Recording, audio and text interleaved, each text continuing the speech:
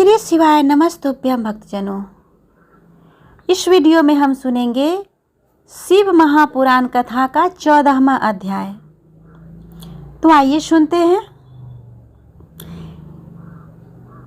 ऋषियों ने बोला, प्रभो, अग्नि यज्ञ, देव यज्ञ, ब्रह्म यज्ञ, गुरु पूजा एवं ब्रह्म तृप्ति का हमारे समक्ष क्रमशः वर्णन करने की कृपा करें। सूत जी बोले, महर्षियों, गृहस्थ पुरुष सायंकाल और प्रातःकाल अग्नि में जो चावल इत्यादि द्रव्य की आहुति देता है, अग्नि यज्ञ उसी को बोलते हैं। जो ब्रह्मचर्य आश्रम में स्थित है, उन ब्रह्मचारियों के लिए समिधा का आधान ही अग्नि यज्ञ है।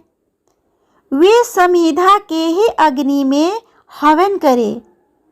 ब्राह्मणों, ब्रह्मचर्य आश्रम में निवास करने वाले द्विजों का जब तक विवाह न हो जाए और वे उपासनाग्नि की प्रतिष्ठा न कर ले, तब तक उसके लिए अग्नि में समिधा की आहुति, व्रत आदि का पालन तथा विशेष यमज आदि ही कर्तव्य है।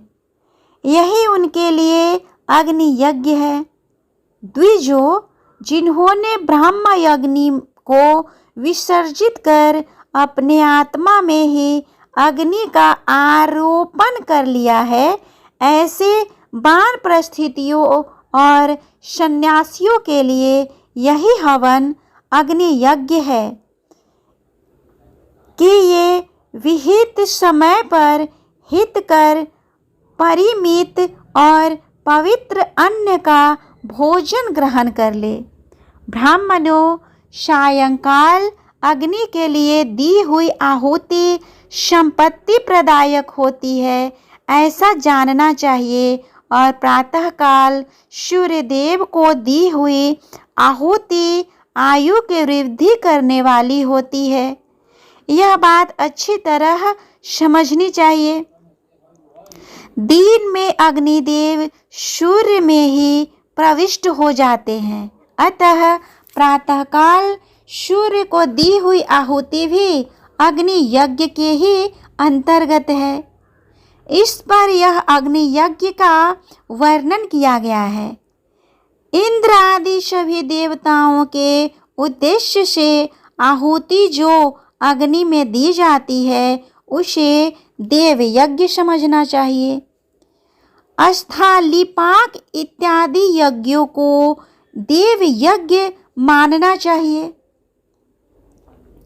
लौकिक अग्नि में प्रतिष्ठित जो चूड़ाकरण आदि संस्कार निमित्तक हवन कर्म है, उन्हें भी देव यज्ञ के ही अंतर्गत जानना चाहिए। अब ब्रह्म यज्ञ का वर्णन सुनो। द्विज को चाहिए कि वह देवताओं की तृप्ति के लिए निरंतर ब्रह्म यज्ञ करे। वेद का जो नित्य अध्ययन या स्वाध्याय होता है, उसको ब्रह्म यज्ञ कहा जाता है। ब्रह्म यज्ञ प्रातः नित्य कर्म के अंतर सायंकाल तक किया जा सकता है। उसके बाद रात्रि में इसका विधान नहीं है। अग्नि के बिना देव यज्ञ कैसे संपन्न होता है, इसका तुम लोग श्रद्धा और आदर पूर्वक सुनो। सृष्टि के आरंभ में सर्वज्ञ, दयालु और सर्वसमर्थ महादेव जी ने समस्त लोकों के उपकार के लिए वारों की कल्पना की।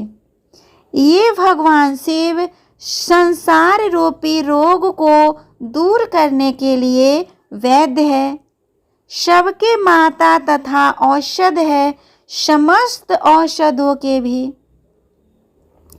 उस भगवान ने पहले अपने वार की कल्पना की, जो आरोग्य प्रदायक है। तत्पश्चात वार बनाया अपनी माया शक्ति का। जो संपत्ति प्रदान करने वाला है।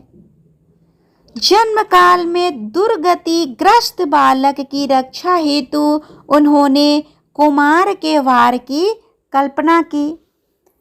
तत्पश्चात सर्वसमर्थ महादेव जी ने लोक रक्षक भगवान विष्णु का वार बनाया। यह वार आलस्य और ताप की निवृत्ति तथा समस्त लोकों का हित करने की इच्छा से बनाया गया। इसके बाद सभी की पुष्टि और रक्षा के लिए स्वामी भगवान शिव ने आयुकर्ता त्रिलोक सृष्टा परमेष्टि ब्रह्मा का आयुष्कारक वार बनाया, जिससे समस्त जगत के आयुष्मान की वृद्धि हो सके। इसके पश्चात 3 लोकों की वृद्धि हेतु पहले पाप पुण्य की रचना हो जाने पर उसके करने वाले लोगों को शुभ फल देने के लिए भगवान शिव ने इंद्र और यम के वारों का निर्माण किया। ये दोनों वार क्रमशः भोग देने वाले तथा लोगों के मृत्यु भय को दूर करने वाले हैं। इसके बाद सूर्य आदि 7 ग्रहों को, जो अपने ही स्वरूप भूत तथा प्राणियों के लिए सुख दुख के सूचक है, भगवान शिव ने उपर्युक्त 7 वारों का स्वामी निश्चित किया। वे सब के सब ग्रह नक्षत्रों के ज्योतिर्मय मंडप में प्रतिष्ठित है। शिव के वार या दिन के स्वामी सूर्य है। शक्ति संबंधी वार के स्वामी सोम है।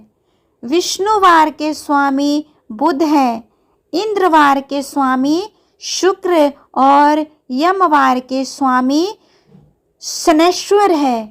अपने अपने वार में की हुई उन देवताओं की पूजा उनके अपने अपने फल को प्रदान करने वाली होती है। सूर्य आरोग्य के और चंद्रमा संपत्ति के दाता है। मंगल व्याधियों का निवारण करते हुए बुध पुष्टि देते हैं। बृहस्पति आयुवर्धक है। शुक्र भोग देते हैं और शनैश्वर मृत्यु का निवारण करते हैं।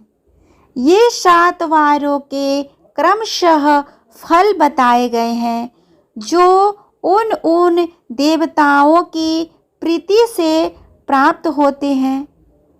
अन्य देवताओं की भी पूजा का फल देने वाले भगवान शिव ही हैं। देवताओं को प्रसन्न करने के लिए पूजा की 5 प्रकार की ही पद्धति बताई गई है। पहला प्रकार उन देवताओं के मंत्रों का जप है। दूसरा उनके लिए होम करना है। तीसरा दान और चौथा प्रकार तप करना है तथा 5वां प्रकार किसी वेदी पर प्रतिमा में, अग्नि में अथवा ब्राह्मण के शरीर में आराध्य देवता की भावना करके 16 उपचारों से उसकी पूजा या आराधना कराना है। इसमें पूजा के उत्तरोत्तर आधार श्रेष्ठ है। पूर्व के अभाव में उत्तरोत्तर आधार का अवलंबन करना चाहिए। दोनों नेत्रों तथा मस्तिष्क के नेत्रों में एवं कुष्ठ रोग की शांति हेतु भगवान सूर्य की पूजा करके ब्राह्मणों को भोजन कराए। तदंतर 1 दिन, 1 मास, 1 वर्ष अथवा 3 वर्ष तक लगातार ऐसा साधना करना चाहिए। इससे यदि प्रबल प्रारब्ध का निर्माण हो जाए तो योग एवं जरा आदि रोगों का नाश हो जाता है। इष्ट देव के नाम मंत्रों का जप आदि साधन वार आदि के अनुसार फल देते हैं। रविवार को सूर्य देव के लिए, अन्य देवताओं के लिए तथा ब्राह्मणों के लिए विशिष्ट वस्तु अर्पित करें। यह साधन विशिष्ट फल देने वाला होता है तथा इसके प्रभाव से विशेष रूप से पापों की शांति प्राप्त होती है। सोमवार को विद्वान पुरुष संपत्ति की प्राप्ति के सपत्नीक ब्राह्मणों को घृत पक्व अन्न का भोजन कराए।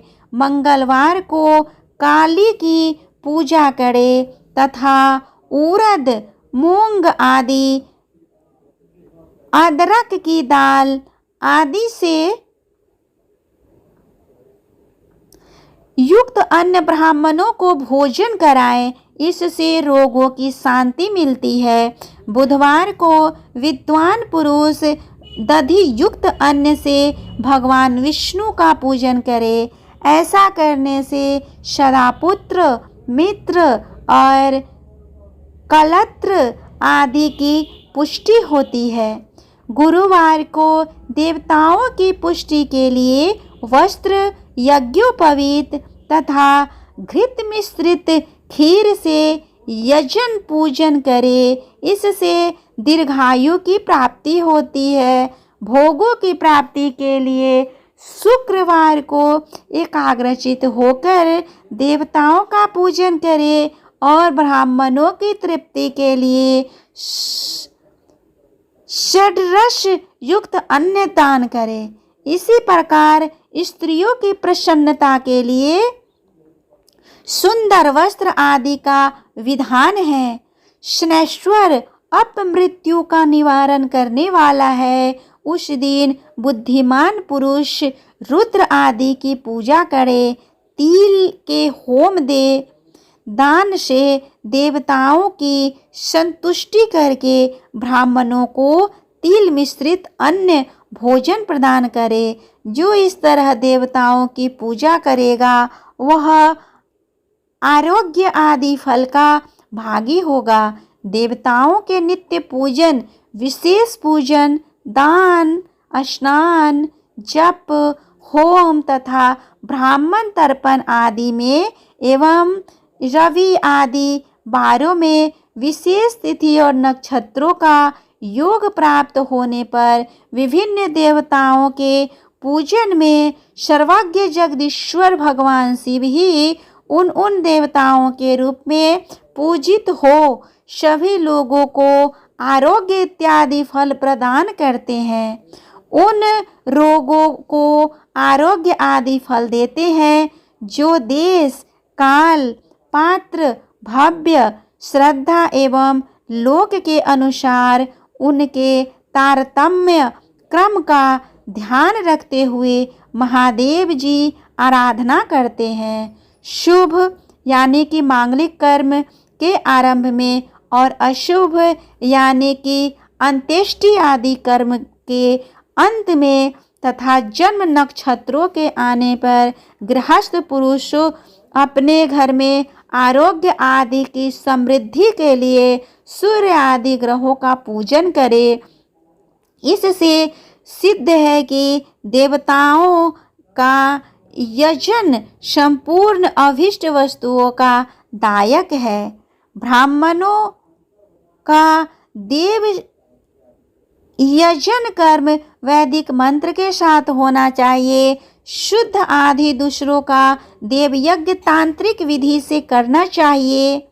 शुभ फल की इच्छा रखने वाले मनुष्यों को सातों ही दिन अपनी शक्ति के अनुसार सदा देव पूजन करना चाहिए। निर्धन मनुष्य तपस्या, व्रत आदि के कष्ट सहन द्वारा अपने धन के द्वारा देवताओं की आराधना करे। वह बार बार श्रद्धा पूर्वक इस तरह के धर्म का अनुष्ठान करता है और बारंबार पुण्य लोकों में नाना प्रकार के फल भोग कर पुनः इस पृथ्वी पर जन्म ग्रहण करता है। भगवान पुरुष सदा भोग सिद्धि के लिए मार्ग में वृक्ष आदि लगाकर लोगों के लिए छाया की व्यवस्था करे, जलाशय यानी कि कुएं, बावली और पोखरे बनवाए, वेद शास्त्रों की प्रतिष्ठा के लिए पाठशाला का निर्मित करे तथा अन्यान्य प्रकार से भी धर्म का संग्रह करता रहे। धनी को यह सब कार्य सदा ही करते रहना चाहिए। समयानुसार पुण्य कर्मों के परिपाक से अंतःकरण शुद्ध होने पर ज्ञान की सिद्धि हो जाती है।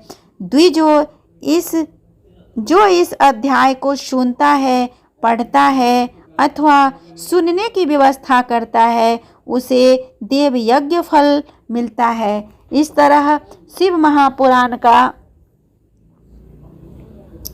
देव पूजा अध्याय का 14वां अध्याय संपन्न हुआ। उम्मीद करती हूँ आप लोगों को यह कथा पसंद आया होगा। अगर अच्छा लगे तो कमेंट बॉक्स में ओम नमः शिवाय लिखें। साथ ही मेरे वीडियो को लाइक और शेयर करें और मेरे चैनल को भी सब्सक्राइब कर ले, ताकि जब भी मैं इस कथा का अगला भाग अपलोड करूं उसका नोटिफिकेशन सबसे पहले आपको मिले और आप इस कथा का लाभ उठा पाए। इसके साथ ही मेरे चैनल पर श्रावण महात्म कथा का वीडियो हर रोज अपलोड किया जाता है। यदि आप चाहे तो उस कथा का भी श्रवण कर सकते हैं और अपने सावन को विशेष महत्वपूर्ण बना सकते हैं। तब तक के लिए भगवान शिव आप सभी पे अपनी कृपा बनाए रखे। श्री शिवाय नमस्तुभ्यं भक्तजनों।